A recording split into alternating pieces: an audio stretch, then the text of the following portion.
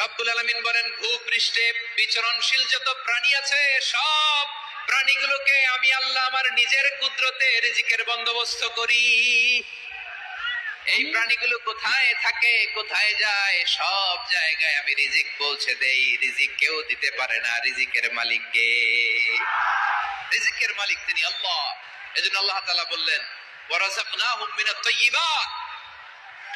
এরপর আল্লাহ বললেন, ওয়াফাদ্দালনাহুম আলা কাসীরিম মিম্মান খালাকনা তাফদীলা। আমি যত প্রাণী সৃষ্টি করেছি সকল প্রাণীর মধ্যে মানুষের মর্যাদা শ্রেষ্ঠত্ব আমি দিয়েছি। সুবহানাল্লাহ পড়েন। তাহলে এক নম্বরে আল্লাহ বললেন আমি বনি আদমের মর্যাদা বাড়ালাম।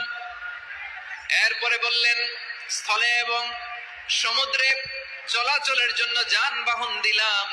3 নম্বরে আল্লাহ বললেন পবিত্র রিজিকের ব্যবস্থা করে দিলাম। এরপরে আল্লাহ বললেন যত প্রাণী আছে, সৃষ্টি আছে, সবগুলার উপরে আমি মানুষকে শ্রেষ্ঠত্ব দিলাম। সুবহানাল্লাহ। তাহলে সবচেয়ে বেশি শ্রেষ্ঠত্ব মানুষের। কার? মানুষের। শুধু তাই নয় প্রিয় ভাইরা, আকাশ এবং জমিনে যা কিছু আছে সবকিছু মানুষের জন্য, মানুষের কল্যাণে, মানুষের প্রয়োজনে, মানুষের বশীভূত করে সৃষ্টি করেছেন কে? রব্বুল আলামিন বলেন, হুয়াল্লাযী খালাকা লাকুম মা ফিল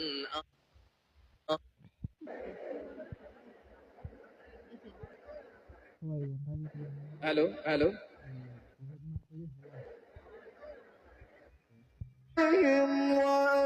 وأمددناكم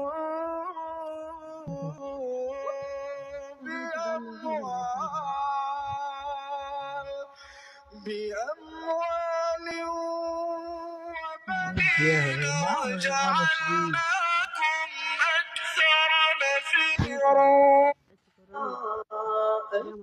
এই ব্যবস্থা করা হয় না, যা ফিতনার কারণ হয়ে থাকে। আজকের এই মাহফিলটিতে সেই দৃষ্টিকোণ থেকে একটি অনন্য দৃষ্টান্ত স্থাপিত হয়েছে যে মাহমুদদের জন্য পৃথক ওয়াজ শোনার ব্যবস্থা এবং রাস্তাঘাটে আপনার ব্যাপারে অনেক সুধারণা পোষণ নামের চিহ্ন উল্লেখ করেছেন, যে 6টা শিক্ষা উল্লেখ করা হয়েছে। এর আলোকে মুসলমানকে, মুনাফিককে সেটা নিরূপণ হবে। আপনাদের চৌগাছা উপজেলার কারা? চৌগাছা, মাশাআল্লাহ মাশাআল্লাহ তাবারাকাল্লাহ। ঝিকরগাছার কারা দেখি? আদনামান। বাঘারপাড়া থেকে এসেছেন কেউ? ইয়া সালাম। মনিরামপুর,